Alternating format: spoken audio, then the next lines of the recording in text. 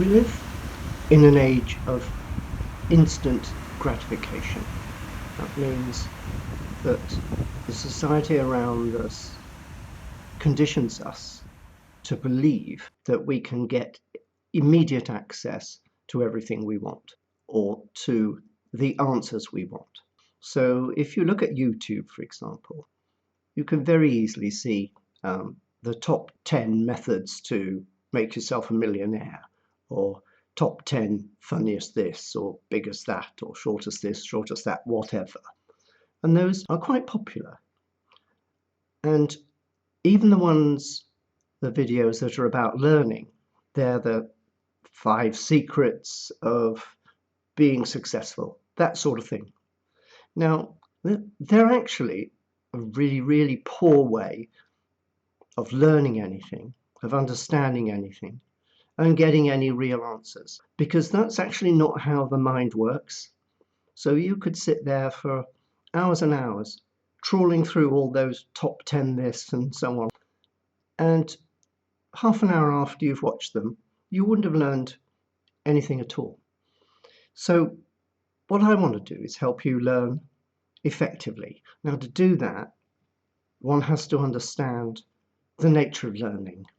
And that's something that I will be coming on to.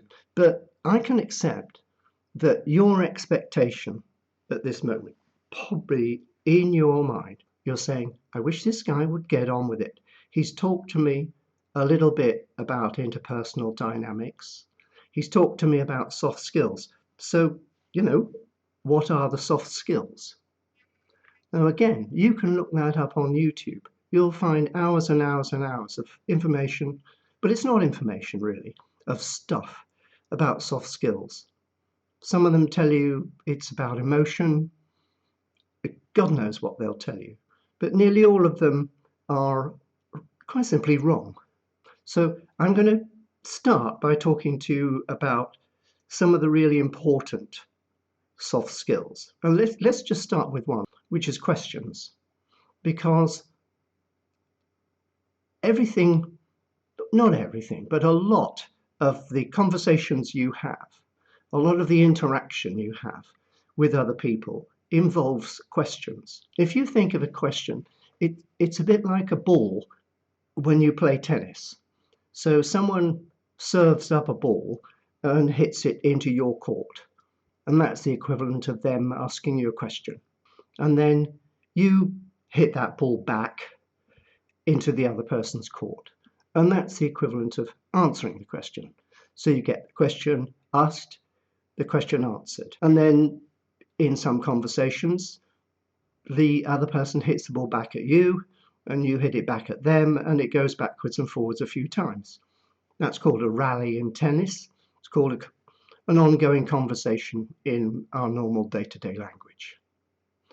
So using that analogy, let's talk about questions, just as one might talk about different kinds of service that a person does when they're playing tennis. Now, it might be a really hard, fast service into your left hand side of your court, or it might be a slow, bouncy service that's easy to return back, and so on. So questions are a bit like that. And just as so they can be easy or not so easy. And just as that service can go into the left-hand side or the right-hand side, or short, or have a spin on it, or whatever, in the same way, questions can be different. So there are 5 main types of question, and those are who, what, why, when, where, how, and how much. I call them 5W2H. Now, I don't lay claim to having invented all of that 5W2H. Certainly, a lot of people will say that's based on the Rudyard Kipling method, who wrote a little poem about his 5 friends. And again, you can look that up on YouTube, the Kipling questioning method. But the real point is, if you have that little model, if you like, that little framework of Who, what, why, when, where, how, and how much in your mind. It means you can ask questions of an appropriate type. The other aspect of a question is it can be targeted at the left or right hand side of the other person's brain, if you like. It's not quite accurate to say it, but people generally consider that human beings have, in effect, two brains. One side of them is logical and works things out, and it's mathematical and so on. And the other side of their brain is feeling and emotion and stuff like that. So you can ask a question like a who question, and you can aim it at the logical aspect or the feeling aspect, and the same of any of those questions. So make a little drawing of who, what, why, when, where, how, and how much. And then on the other side, think, is this a question aimed at what a person thinks rationally and logically, or is it what a person is feeling? And you can ask a question appropriately. But as you ask that question, think about whether it's a what question, a who question, a why question, and think about whether you're asking about how a person feels or what a person thinks. Now, that's just as a start. And what I'm trying to do here is make you think about questions.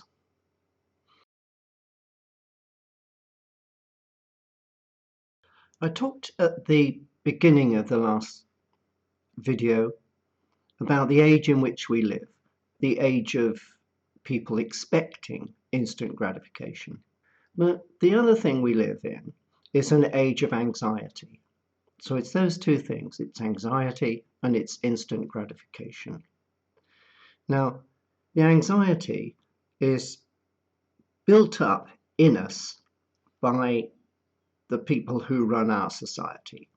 You only have to listen to the news or watch a debate in the House of Commons or the Senate or whatever, and you'll see a huge number of negative, aggressive, confrontational things being discussed. People don't tend, in the public area, they don't tend to work collaboratively together to find an optimal solution. The whole construct of the society around us is confrontational. If you have the misfortune of going to court, there'll be one person who's defending you and another person who's prosecuting you. Or it could be the other way around. Somebody does something wrong to you. You want to get redress. But the way you have to seek that redress is in court. Of course, you could buy a gun and kill them, or that's a little bit extreme, but you could take your own measures. But the society around us says, no, you can go to prison. Even if you're in your own home and someone breaks in and attacks you, you're only allowed to respond to that attack with an appropriate level of defense. If you go on the attack yourself, you become a guilty party just as much as the person who attacked you. And that kind of attitude of the society around us builds anxiety. And that anxiety filters through into pretty well every aspect of your life because it's inescapable in the world that we live in today. Now, the impact of that actually comes instantly into this topic of questions and answers because it makes you hesitant about what answer you give. You've been conditioned by society and by your childhood not to respond immediately and authentically to the question. You've been conditioned to think carefully before you answer a question and actually to consider whether you should answer the question at all.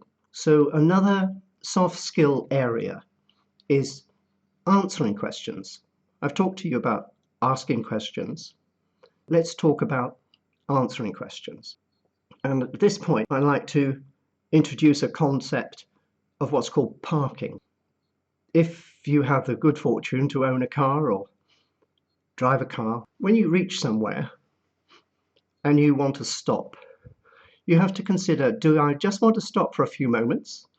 Am I going to be 5 minutes, quarter of an hour, half an hour, the rest of the day? I'm going to leave my car here for a week. When you park, you think about how long am I parking for? And the same kind of thinking, called an analogy, is when you answer a question. Do I want to answer this question immediately? Do I want to answer it in a few minutes? Do I want to answer it in half an hour or at the end of this particular conversation?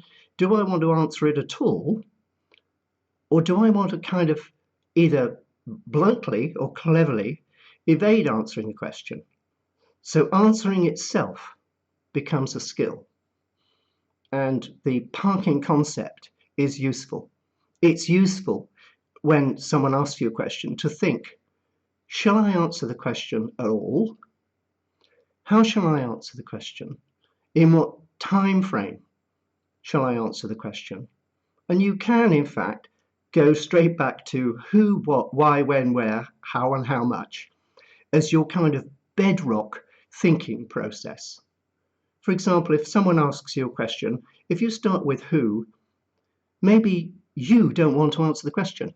Maybe you think that question will be better answered by someone else, and you can delegate it. So someone asks you a question, how much is this going to cost? And you can say, that's a good question. That's called rewarding them for the question. That's a good question. I think my colleague John here is the best person to answer that question. So you've bounced the question across to John, and then John can bounce it to someone else, or he can answer it. The next aspect of answering is, if we go, we've done who, is what. What are you going to say? Are you going to answer the question exactly? Or are you going to answer the question in a different way? Or are you going to make out that you didn't really understand the question and answer a different question? So there are many, many ways of answering questions. And you can start building up the skill of, build up a skill in how you answer questions, what you say, why you're answering the question. It may be if it's a question that you're really pleased they've asked you, you can take advantage of the fact that they've asked you the question. There's many, many dimensions to answering questions. So this is just an introduction to answering, and we'll be doing more detailed stuff, maybe even some slides and stuff like that on answering, because it's a big skill area, and it's definitely as important as being able to ask questions well, is being able to answer them in a positive way that gives advantage to yourself and hopefully seeks out the win of yourself and the person who asks the question.